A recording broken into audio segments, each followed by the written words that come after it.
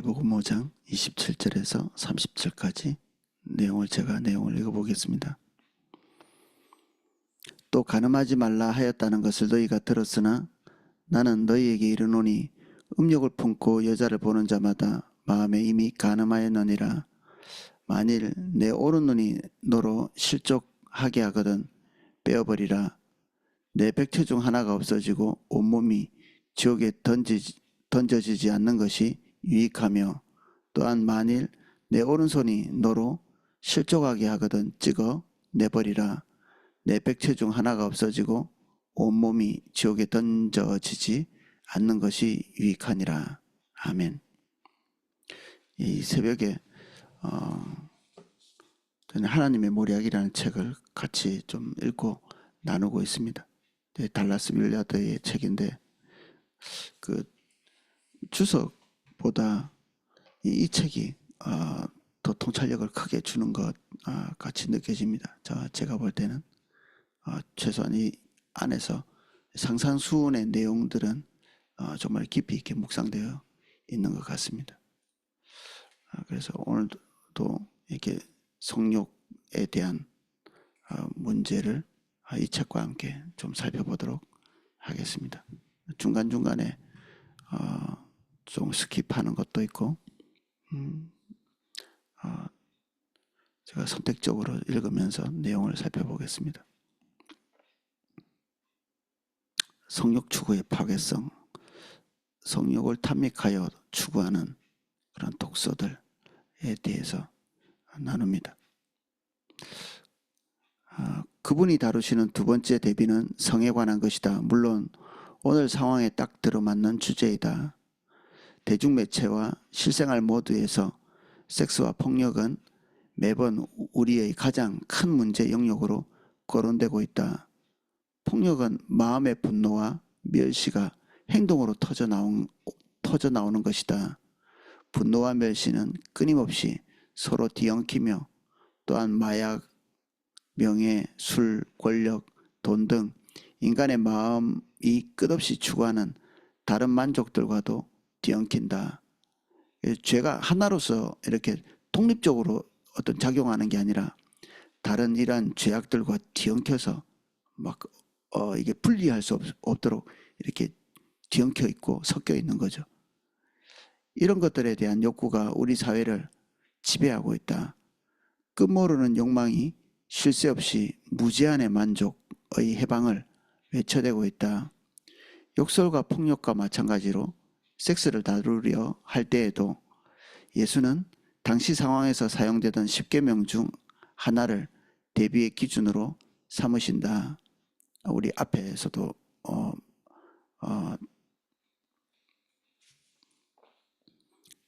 우리가 분노의 문제 그리고 멸시의 문제를 다룰 때도 예수님께서 살인하지 말라고 하는 성경적인 기준을 기반에 두고 이렇게 가르치셨죠.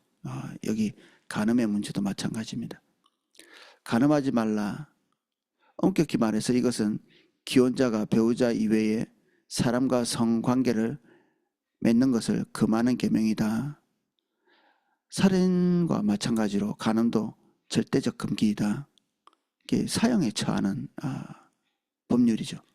이게 살인죄도 간음죄도 처벌하는 기준은 똑같습니다. 사형이죠.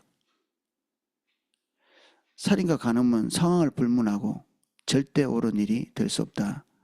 그러나 살인의 경우에서 살펴본 것처럼 단순히 특정 대상과 간음을 행하지 않는다고 해서 성의 영역에서 그 사람의 관계가 옳다거나 나 자신이 성적인 부분에서 바른 상태에 있다는 의미는 아니다.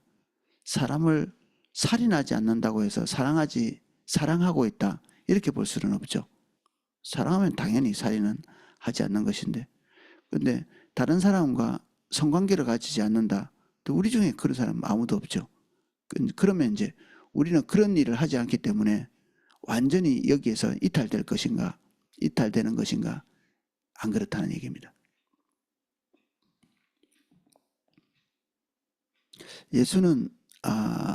예수님은 계명이 금하는 구체적 행위를 범하지 않았다는 이유로 성적인 생활에서 자신을 옳고 의롭다고 생각한 수많은 남자들을 접하셨다. 아마 예수님이 본 자들은 바리새인들이겠죠. 그들은 다른 사람과 성관계를 하지 않았기 때문에 아내 외에 다른 사람들을 성적인 도구로 삼지 않았기 때문에 깨끗하다고 믿는 그들을 향해 있는 거죠. 특별히 남성들을 향해서. 마치 살인하지 않았으므로 이웃과의 관계에서 자신이 옳다고 생각하는 이들과 똑같은 사람이었다. 바리새인들은 그들이 살인하지 않았기 때문에 하나님의 계명에서 벗어나지 않았다. 이렇게 믿었잖아요. 이 간음도 마찬가지죠. 다른 사람과 성적 관계를 맺지 않았기 때문에 자기는 이 법률을 위반하지 않았다. 그렇게 믿는 거죠. 그러나 오늘날 우리가 쉽게 알 수 있는 것처럼 스스로 성적으로 깨끗하고 옳다고 생각하는 이들의 눈으로 여성을 쫓고 그 시선을 거두지 않으며 마음속에 몸매의 곡선을 그려보고 음흉한 눈빛으로 얼굴과 자태로 훑을 수 있다는 것을 예수는 알고 계셨다. 분명 이들은 그 여자의 몸을 만지고 주무르고 눕히는 것이 어떤 일인지 상상하며 그런 행동에서 짜릿한 쾌감을 느낀다. 이런 류의 행동을 모르는 사람은 없다. 시기와 정도는 달라도 비슷한 행동을 해보지 않은 사람은 거의 없다. 예수 시대에도 물론 다를 바 없었다. 그러나 그것은 모든 종류의 남자에게 공통된 현상이다. 목사와 대학 교수도 마찬가지다. 기회의 균등의 시대인 오늘날에는 여자들이나 동성연애자들도 다를 바가 없다. 여기 예수의 가르침은 이런 식으로 정욕을 즐기는 자는 하나님 나라의 선에 합당한 자가 아니라는 것이다. 내적인 부분에서 일어나고 있는 이런 일들 다 포괄적으로 하나님 나라에서 제외되는 명목이다 얘기입니다. 욥의 이야기를 좀 하고 있습니다. 가장 모범적인 사람 욥. 그가 성욕에 대해서 어떤 태도를 가지고 있었는지 보겠습니다. 성경에서 가장 오래된 책으로 꼽히기도 하는 욥기에 보면 성적인 행동에 빠지는 과정이 대단히 분석적으로 표현되어 있다. 잘 알려진 바와 같이 욥은 자신의 순결함을 전면 항변하고 있다. 그는 예수께서 언급하고 계시는 이슈에 대해서도 알고 있었으며 눈에 대한 문제죠. 시각적인 문제를 얘기하는 겁니다. 거기에 대해 면밀한 방책을 갖추고 있다. 그는 내가 내 눈과 언약을 맺었나니 라고 말한다. 자기의 눈을 정욕을 추구하는 데 사용하지 않기로 깨달아 결심하였다고 할까? 이어 그는 묻는다. 어찌 처녀를 주목하랴?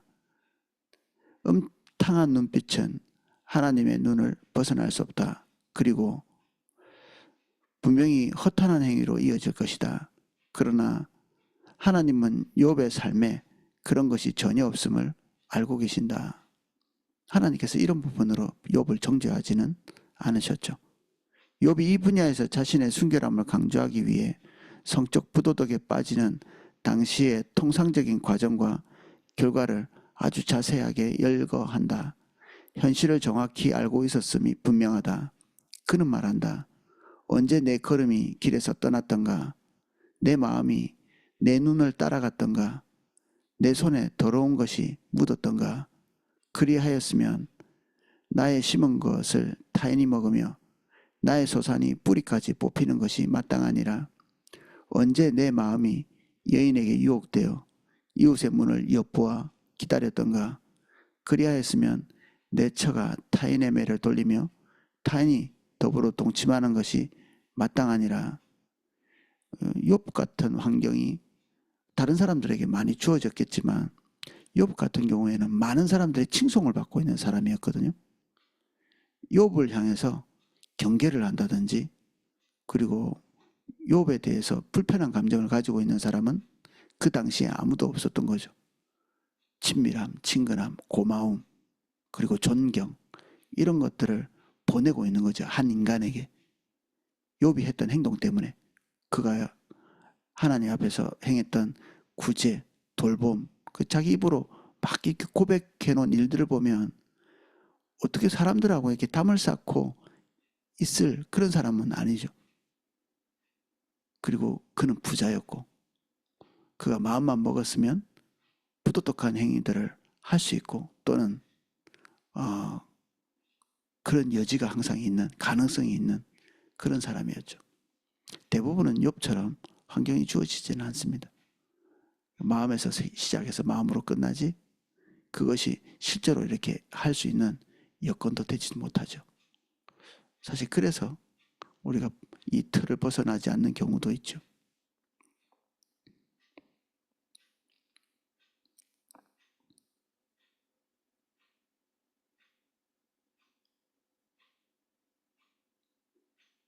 그리하였더라면 나의 심은 것을 타인이 먹으며 나의 소산이 뿌리까지 뽑히는 것이 마땅하니라. 자신감이 있는 거죠. 내가 언제 내 마음이 여인에게 유혹되어 이웃의 문을 엿보아 기다렸던가. 그리하면 내 처가 타인의 매를 돌리며 타인과 더불어 동침하는 것이 마땅하니라. 자기가 부도덕한, 성적으로 부도덕한 일을 행했다면 자기 아내도 부도덕한 행동을 하는 것이 마땅하다는 거죠. 이게 저울을 정확하게 재고 있는 거죠. 하나님 앞에서 성적으로 옳다는 것은 정확하게 욥처럼 되는 것이다. 자기 신체 부위와 지각과 사고와 욕망을 성적인 농담과 장난과 자극 따위의 행위에 내어주지 않기로 구체적으로 결심하고 행동으로 몸에 배게 하는 것이다. 발과 눈과 손과 마음과 나머지 모든 것으로 단순히 그 선한 방책 안에서 행하는 사람이 되는 것이다.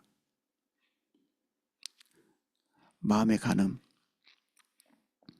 그러므로 이 부분에서 예수의 말씀은 인간이 전혀 들어보지 못한 내용이 아니다. 자기 정당화에 빠진 사람들을 빼고는 누구나 그분의 말씀을 충분히 이해할 것이다. 간음이 옳지 않다는 것을 인정할 것이다. 그분의 말씀은 단순하다. 음욕을 채울 뜻을 품고 여자의 보이는 외모를 성적인 공상의 수단으로 삼고 여자를 보는 자마다 이미 마음에 간음하였느니라. 마음에서 일어나고 있는 자기 배우자가 아닌 다른 사람에 대해서 성적인 공상을 가지는, 이건 남녀가 다 똑같이 기회가 주어져 있는 거죠.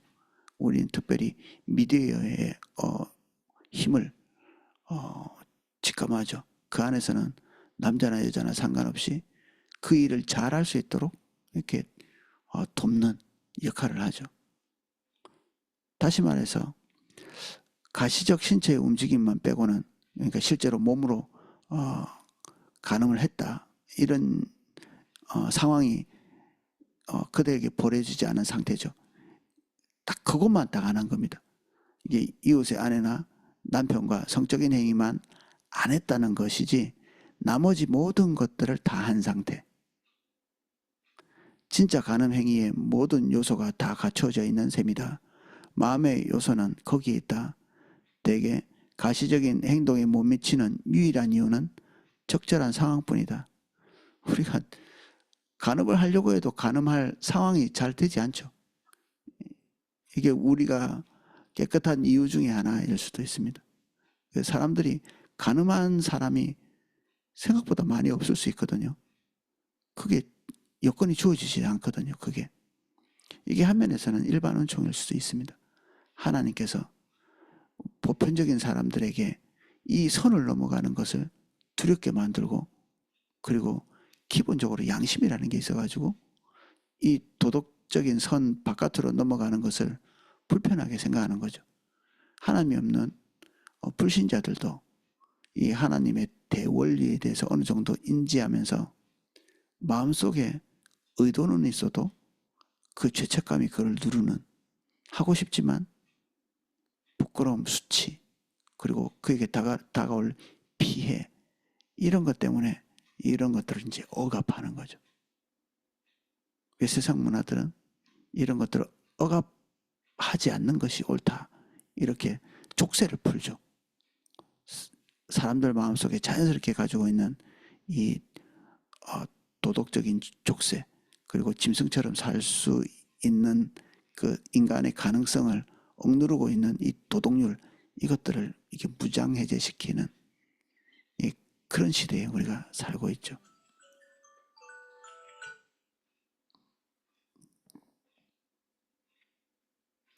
도둑이 상황만 주어지면 물건을 훔치는 것처럼 간음하는 자도 상황만 주어지면 불륜의 관계를 맺는다. 물론 대개는 발각되지 않을 자신이 있는 경우를 뜻한다. 상황이 가늠할 상황이라도 들킬까봐 실행에 옮기지 못하는 그것과 따라오는 부끄러움, 수치, 그리고 자기 제한 같은 것들.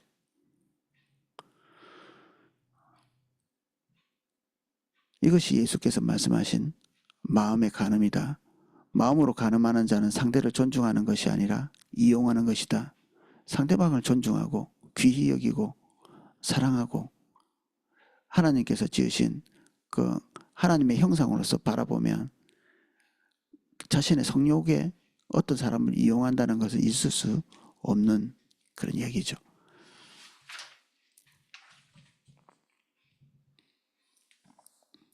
이런 행위들을 하는 사람들은 성적인 행위가 없다 할지라도 마음의 상태가 이미 잘못된 것이다. 마음에 성적 공상을 품고 있으면 분노와 멸시의 행위처럼 겉으로 드러나게 돼 있다. 우리 멸시의 행위나 분노의 행위도 겉으로 사람에게 뭔가 욕을 한다든지, 그리고 뭐 폭력을 행한다든지 이런 것이 없어도 마음의 분노를 품기만 해도 상대방이 그것을 눈치채고 기분 나빠하고 영향을 받죠. 그런데 이 성적인 것도 마찬가지.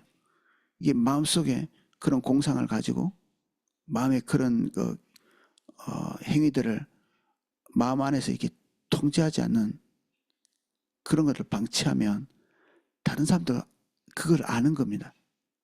마음에 그런 것들을 가지고 있는 것을. 불쾌하죠.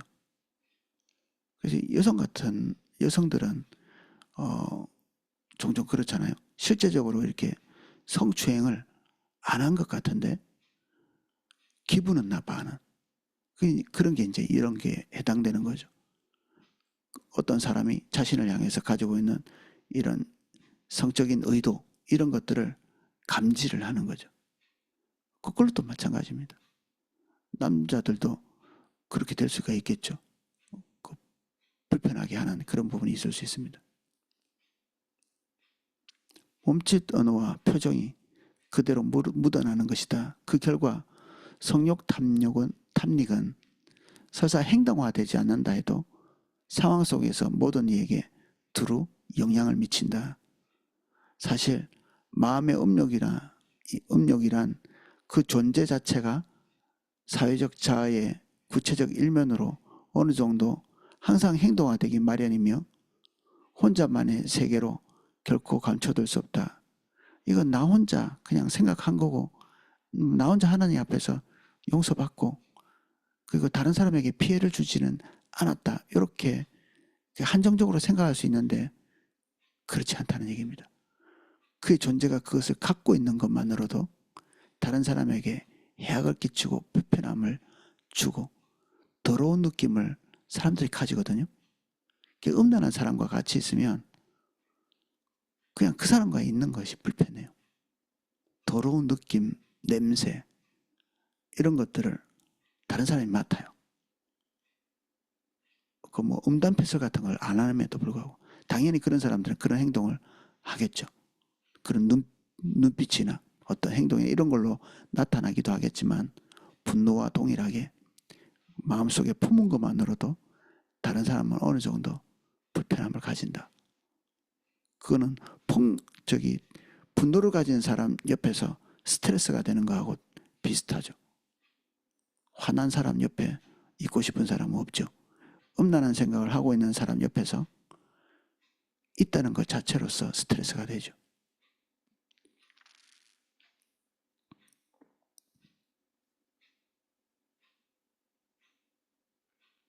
마음의 간음은 분명 상대가 원하는 것이 아니므로 이미 그 자체로 성희롱을 한 형태다. 나를 향해서 그렇게 남자들이 그 어떤 음란에 대해서 이렇게 적극적으로 이렇게 뭔가 기분 나쁘다 하는 경우는 별로 없거든요. 그런데 동성연애자들에 대해서는 굉장히 불쾌한 감정이 많이 있습니다. 이제 가능한 거죠. 동성연애자들이 남자를 향해서 음욕을 가지고 있죠. 이제 이런 경우가 발생할 수 있으니까 자기를 대상으로 할 수 있다는 이 가능성 자체로서 여성이 보통 남성을 향해서 이 음욕을 가지고 접근할 수 있는 가능성은 약하죠.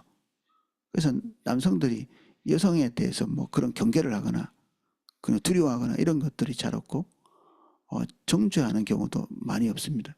그런 케이스가 많이 없으니까. 근데 동성연애자들은 기본적으로 남성을 향해서 음욕을 가지고 있으니까 더욱 불쾌한 거죠. 이런 것들이.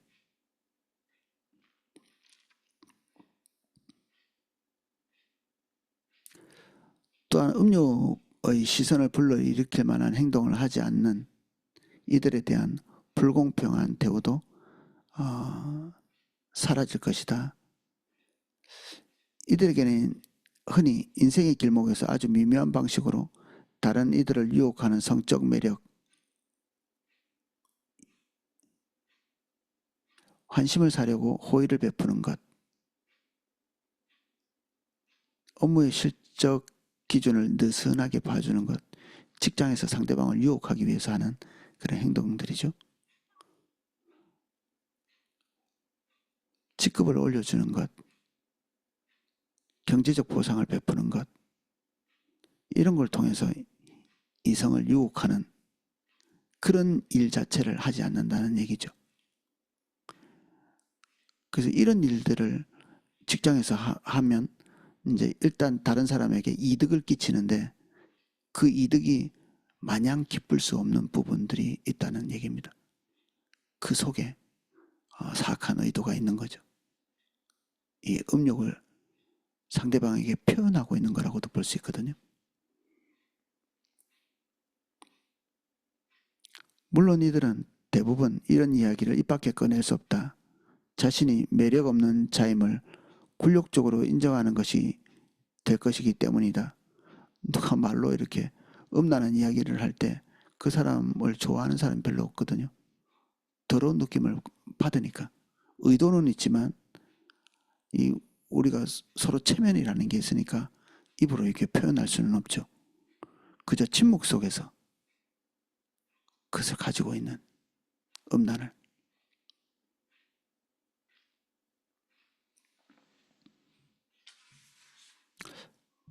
그럼 이제 마음으로 가지고 있는 것만 주의하면 될 것인가?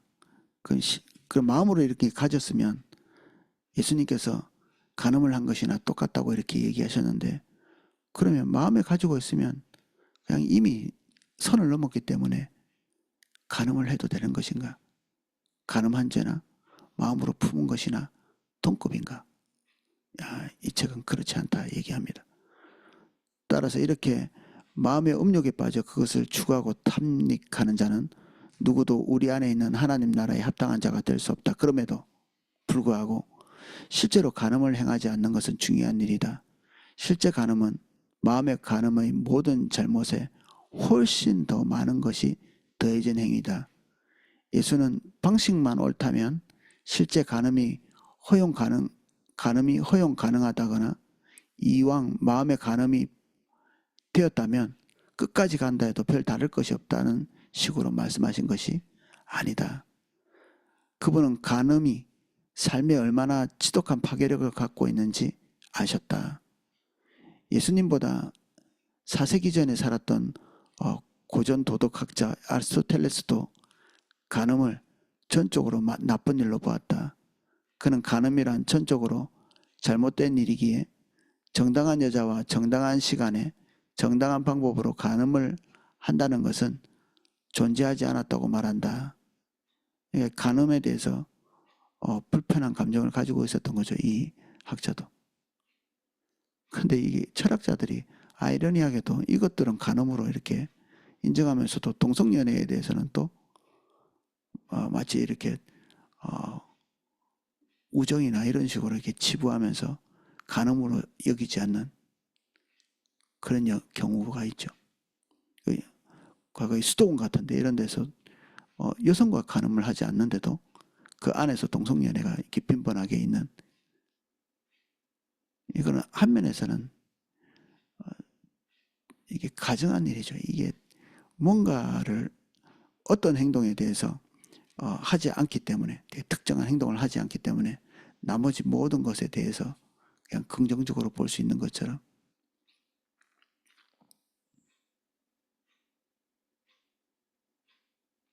물론 오늘날에는 이런 시각을 거의 찾아볼 수 없다. 현대 윤리학 분야의 저자 중 간음을 전적으로 나쁜 일로 보는 사람을 찾기란 어렵다. 사실 지금은 성적 관계에 있어서 쌍방의 동의만 있다면 아무 일이나 옳은 것으로 통하는 시대다. 간음을 했어도 임신만 하지 않으면 사실상 간음이 아니라는 궤변마저 들려오고 있다. 애초부터 진짜 금했던 것은 성관계가 아니라 딴 남자의 아내한테 낳는, 혹은 딴 여자의 남편이 낳은 자식이 있는 것이기 때문에, 그러니까 자식만 안 나오면, 원래 그런 것들이 오면 이 진화론 안에서는 자기 새끼를 키우는데 그게 방해가 되기 때문에 그런 것들을 거부한 것이다, 이런 식으로 보는 거죠. 그래서 생존과 관련돼 있지 않다면 모든 것들이 금할 필요가 없다는 식으로 이제 이런 결론을 내는 것입니다. 그보다 더 만연된 풍조는 낭만적 사랑을 느끼는 자라면 누구와도 성관계를 맺어도 좋다는 생각이다. 낭만적, 이게 감정적으로 이렇게 좋게 느껴지는 그런 분위기 같은 것들이죠. 반대로 낭만적인 감정이 없는 섹스는 설사 배우자와 나누는 것이라 할지라도 잘못된 것이라는 게 요즘의 생각이다. 그러나 문제의 낭만적인 사랑을 자세히 살펴보면 실은 예수께서 마음의 간음이라고 지적하신 음욕의 추구에 지나지 않는 경우가 비일비재하다. 낭만적이라는 것 자체가 음욕의 다른 표현에 불과하다는 얘기죠.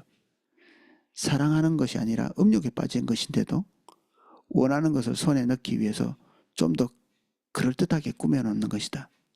낭만적인 분위기, 이게 음행을 하기 위한 그 사악한 단계들이죠. 사악한 단계. 성관계의 옳고 그름이 소위 낭만적 사랑과는 전혀 무관하다는 사실은 오늘날 거의 생각할 수조차 없는 개념이다. 그러나 그것이 성경 전반에 흐르고 있는 사상이다. 올바른 섹스란 두 남녀가 증인들 앞에서 맺은 엄숙한 인생의 서약으로 규정되는 것이다.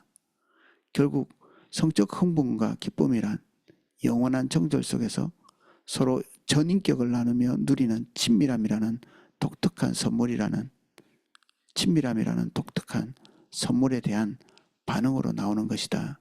친밀함이란 두 사람의 영혼이 서로를 자신 속에서 점점 깊이 받아들여 하나로 연합되어 가는 것을 말한다.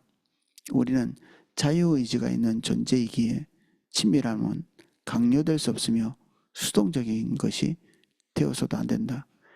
친밀함을 위해서 노력하고 애쓰고 분투해야 되는 것이죠. 각자를 향해서. 결혼관계 속에서 그런 것들은 추구되어야 되는 것이고, 또 상대방에게 당신 왜 나한테 그렇게 사랑 안 합니까? 왜 치밀하게 대하지 않습니까?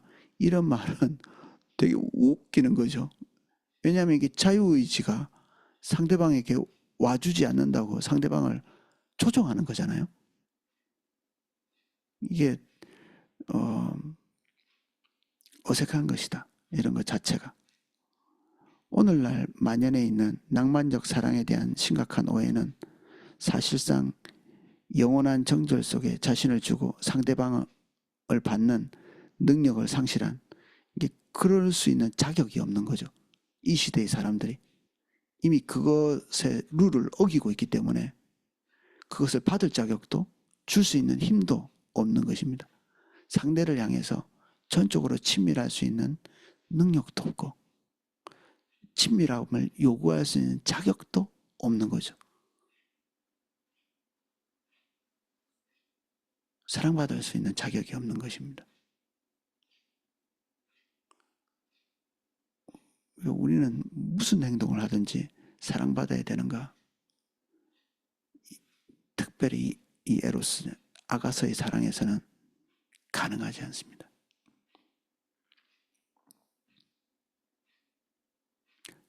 현대인의 가장 뚜렷한 특징 중 하나는 간음을 행하지 말아야 할 이유를 찾지 못한다는 것이다. 그러나 친밀함이란 인간 영혼의 굶주림이며 우리는 거기서 벗어날 수 없다. 그것은 언제나 사실이었고 지금도 마찬가지다. 사람들은 언젠가 친밀함이 한 방울이라도 스며나올 것을 기대하며 섹스라는 단추를 계속 누르고 있다. 이 성적인 행위를 통해서 친밀함을 얻으려고 몸부림치고 있죠. 그런데 그것이 자동적으로 그들에게 친밀함을 가져다 주지 않는다는 얘기입니다. 헛수고일 뿐이다. 친밀함이란 하나님 나라 안에 있는 배타적 정절, 한 상대를 사랑하고 나면 다른 사람에 대해서는 배타적인 성격을 가지고 있는 게 에로스거든요. 아가서의 사랑이 그렇습니다. 우리가 하나님을 사랑하고 나면 다른 대상에 대해서는 배타적이 되죠. 같이 사랑할 수가 없습니다. 두 아내를, 예를 들어서 어떤 사회는 아내가 2명, 3명 또는 남편이 2명, 3명 될 수도 있는 그런 사회도 있는데 보십시오. 우리가 성경 안에서 모든 여자를 똑같이 사랑하고 있는지. 안 그렇죠. 어떤 이를 사랑하고 어떤 이는 미워하고 이렇게 되죠. 이게 사랑은 배타적인 것입니다. 한 대상 외에는 안 되는 거죠. 솔로몬은 1000명이나 아내가 있었다고 돼 있는데 진짜 사랑한 한 사람 술람미 여인과 관계를 아가서에다 기록해 놓고 있잖아요. 그러니까 한 명밖에 안 되는 겁니다. 사랑은 원래. 사랑은 배타성이 없으면 건강하지 않습니다.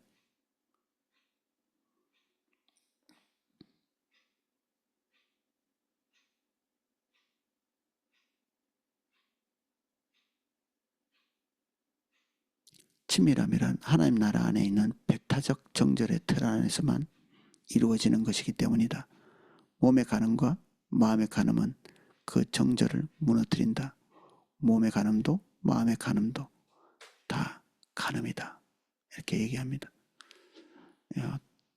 내일 나머지 부분들을 또 살펴보도록 하겠습니다. 오늘은 여기까지 살펴보겠습니다. 기도하겠습니다.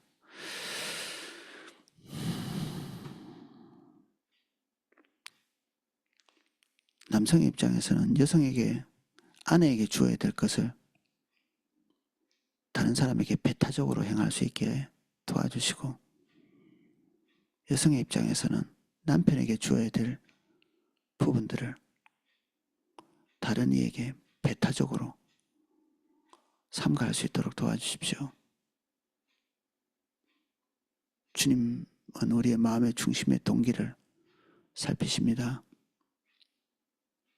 우리는 늘 이렇게 저렇게 기울기 쉽습니다.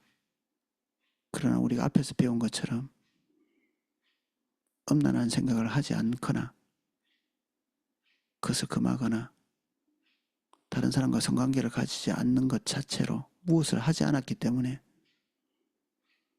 다른 사람을 사랑하는 것은 아닙니다. 우리에게 또 공격적인 거룩함을 주십시오. 하나님께서 지으신 사람의 형상에 대한 더 적극적인 존중, 사랑, 그리고 그들을 향해서 하나님께서 보시는 그 고귀한 안목들을 하나님 우리 눈에 기름 부어주시고 마음에 기름 부어주십시오. 음란에 빠지지 않기 위해서 몸부림치기보다 우리가 하나님께서 보시는 더 아름답고 온전한 관점으로 사람들을 볼 수 있는 넘치는 은혜를 우리 심령 가운데 부어주십시오. 늘 스스럼이 없고 늘 깨끗하고 늘 정결하고 늘 완전한, 그리고 그 안에서도 부족함이 없는 성도의 교제를 누릴 수 있도록 은혜 주십시오. 서로의 관계 안에 하나님 나라에 있는 희락과 화평, 그 거룩함, 그 외의 것들이 우리 안에 존재하지 않도록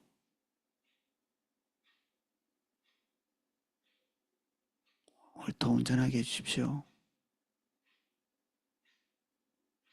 예수님 이름으로 기도합니다. 아멘.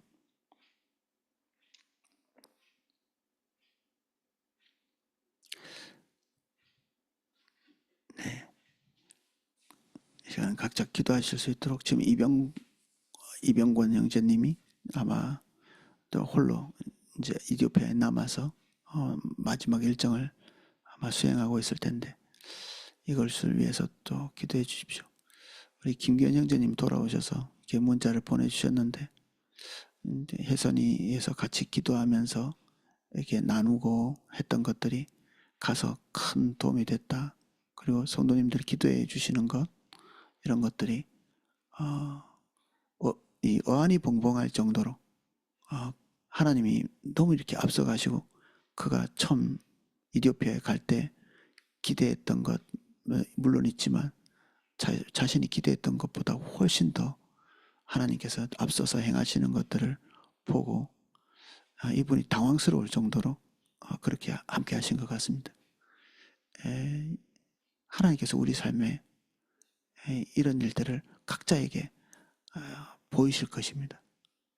지금이 그런 때입니다. 하나님께서 이런 산상수훈을 통해서 우리를 다듬어 가시는 이유도 이것 자체로서 우리의 뭐 영적 레벨을 올린다 이런 것보다는 지금이 더 가벼운, 더 정결한 마음으로 더 속도감 있게 주님을 따라가기 위해 하나님께서 우리를 더욱 정결하도록, 또 이 가지를 치신다고 이렇게 했잖아요. 이 가지를 치는 이유는 더 정결하게 되어서 열매를 더 많이 맺게 하기 위해서. 이런 것들이 우리가 주렁주렁 달려있으면 열매를 못 맺죠. 그래서 하나님께서 우리를 다루어 가십니다. 하나하나. 그래서 지금 온전하게 하나님께서 원하시는 대로 우리를 다듬어 갈 때 그 다음 단계의 풍성한 기쁨이 우리에게 있습니다. 사실 공짜는 없는 것 같아요. 우리가 하나님 앞에 분투하면 분투할수록 우리 손에 뭐 떨어지는 것이 아무것도 없는 게 아니라 황송할 정도의 열매들이 우리 속에 있을 수 있습니다. 그리고 지금이 그 은혜의 때입니다. 각자 기도하실 수 있도록 음악을 방송해 드리겠습니다.